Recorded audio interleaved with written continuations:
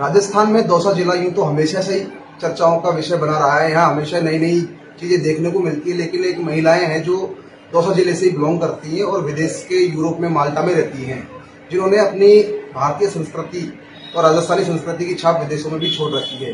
वो आज हमारे साथ में है, धोली मीना। उनसे बात करते हैं कि उन्हें शुरू में जब वहाँ गई थी तो उन्हें किस तरह की परेशानियों का सामना करना पड़ा और अब उन्हें कैसे जो परिधान है, उनका संस्कृति है, उसमें कैसे सफलता हासिल हुई।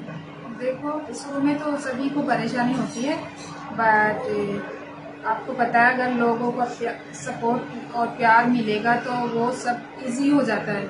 तो वैसा ही मेरे साथ भी बिल्कुल वैसा ही हुआ था। तो शुरू में आप जब वहाँ गए तो आपको किस तरह की बातें फेस करने को मिली आपको वहाँ लोगों के बीच में, क्योंकि वहाँ का पहनावा, वहाँ का कल्चर अलग है, यहाँ का कल्चर अलग है, पहनावा भी अलग है। आप वहाँ पीली लोगड़ी ये पहन के रहते हो हमेशा से, तो वहाँ लोगों से बातें भी सामने आई होंगी आपको। देखो, मेरा है ना, मैं आप बात कर रहे हो माल्टा की, तो माल्टा में तो मैं अभी 2.5 साल पहले ही गई थी और उससे पहले मैं अफ्रीका में गई थी। तो मुझे जो दिक्कतें आई थी वो अफ्रीका में आई थी, एंड उसके बाद में फिर हम अफ्रीका के बाद में हम यूएस गए थे। तो यूएस में मुझे मतलब काफी सारी ऐसी चीजें सीखने को मिली। जैसे सबसे पहले मैं बात करूं तो लैंग्वेज की है, तो लैंग्वेज में मुझे दिक्कत आई थी। और फिर धीरे धीरे जैसे घर में आपको पता ही है, बच्चे स्कूल जाने लग गए तो उनके साथ साथ वो जैसे बोलते थे तो मेरे को भी बिल्कुल उनसे काफी सपोर्ट मिला है।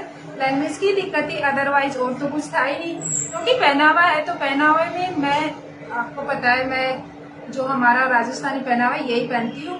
और फिर लैंग्वेज तो फिर धीरे धीरे मैंने इंग्लिश बच्चों से सीख ली और मैं खुद भी बाहर जाती थी, शॉपिंग हो गई या फिर कोई भी मार्केट हो गए या फिर कोई भी फेस्टिवल हो गए, तो उनसे मैंने काफी सीखा है।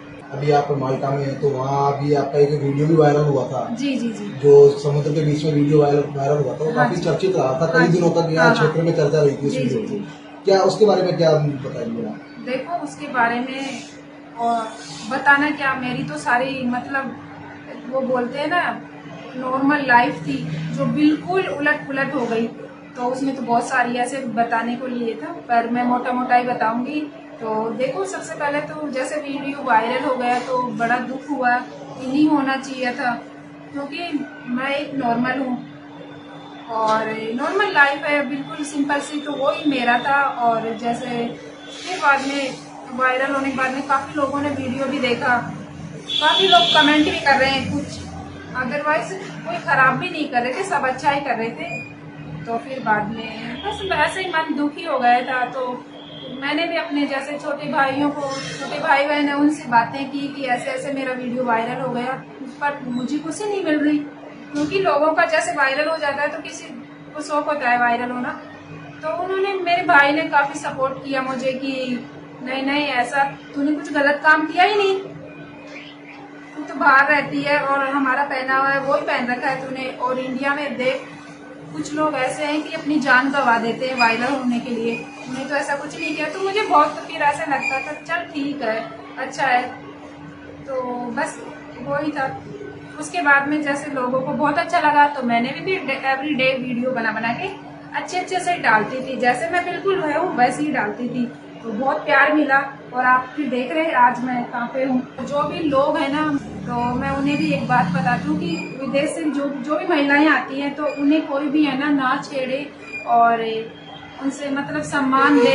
और विदेशी महिलाएं नहीं, हमारे जो देश की महिलाएं हैं, बेटियां हैं, उन्हीं को भी मतलब अपनी बहनों की तरह ही माने, क्योंकि हमारा देश का ही नाम खराब होता है। और वो जो विदेशी महिलाएं आती है वो भी जब हमारे देश में आती है तो वो जब अपनी कंट्री में जाती है ना, आपको तो पता ही है, एक महिलाएं जब कुछ भी अगर उनके साथ में होता है तो कितनी बातें फैलती है ना। सबसे पहले तो उनका नाम पूछते हैं कि व्हाट इज दिस।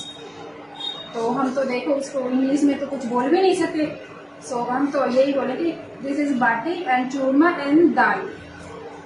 सो वो तो एकदम से उनसे तो नाम भी नहीं आता है, वो आपकी टेस्ट करेंगे सो वो बोलेंगे कि वाह नाइस। देखो, वो तब की बात हम तब देखेंगे और मैं पूरी कोशिश करूंगी, मतलब अगर लोग सब चाहेंगे और लोगों का प्यार मिलेगा तो मैं मतलब सेवा के लिए मैं को तैयार हूँ। हमारे जो दौसा जिला है इसमें तो सबसे बड़ा मुद्दा है वो ERCP का ही है। मैं आपको बता दूं कि हम भी यहाँ पे है ना टैंक से पानी डलवाते हैं, हमारे भी पानी नहीं है और हमारी जो जमीनें हैं वो सूखी पड़ी है, जिसे आप भी हम सभी मानते हैं कि धरती माता हम माँ बोलते हैं ना उसे, तो माँ हमारी प्यासी है। तो सबसे पहले आप पानी, मैं वो ही करूंगी कि हमारे पानी आना चाहिए। तो ये थी हमारे साथ में धौली मीना, जो सोशल मीडिया पर काफी चर्चित है और दौसा जिले में भी उनका नाम काफी चर्चित है। तो उनका कहना है कि जो हमारी संस्कृति है, भारतीय संस्कृति, हमारा पहनावा है, उसका हम विदेशों में भी प्रचार नहीं करते, बस हमारी जो संस्कृति है उसको अपनाते हैं। वहीं उन्होंने राजनीति को लेकर कहा कि अगर मौका मिलता है तो मैं राजनीति में आऊंगी और देश सेवा के लिए और समाज सेवा के लिए ही मैं राजनीति करूंगी। ईटीवी भारत के लिए जितेंद्र सिंह, दौसा।